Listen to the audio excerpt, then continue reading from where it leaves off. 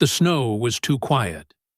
Liam noticed it halfway down the slope, when the usual sounds, wind tearing past his helmet, the scrape of skis on ice, the distant shouts of other skiers, seemed to vanish.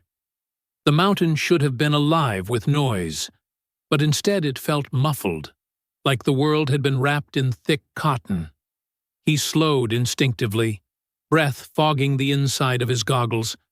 The trail was marked intermediate, a long, winding run he'd taken dozens of times before.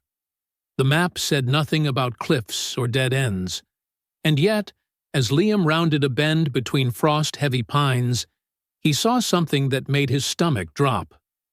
The trees ended, not gradually, not naturally. They stopped in a perfectly straight line.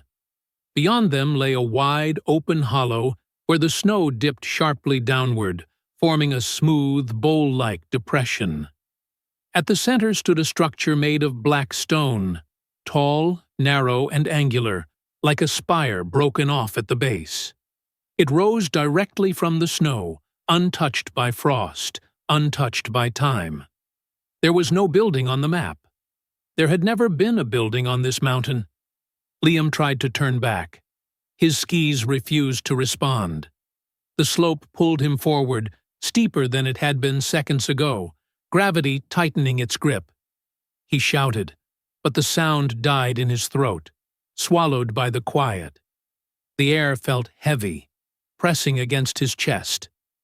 As he slid into the hollow, the temperature dropped violently. His eyelashes froze together. His breath came out in thin, brittle gasps. The spire loomed closer. Carvings ran along its surface, long, shallow grooves that twisted and intersected like veins. As Liam passed them, he realized they weren't carvings at all. They were scratches. Something had tried to get out.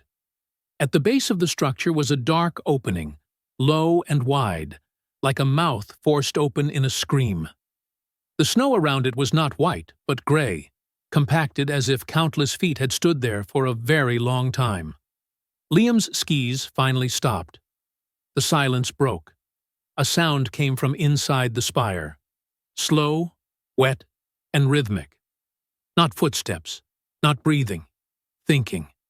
Images flooded Liam's mind that were not his own. Skiers vanishing in storms that never made the news.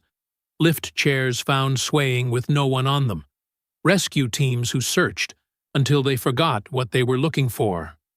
The thing inside the spire knew him. It had been waiting for winter. The grooves along the stone began to move, stretching wider as something pressed against them from within. The opening at the base widened, snow collapsing inward. Liam tried to scream. The mountain leaned closer. When the search crews came the next morning, they found Liam's skis neatly crossed at the edge of an untouched trail. No tracks led away from them. No signs of struggle. And high above, where no run had ever been marked, the trees now ended in a perfectly straight line.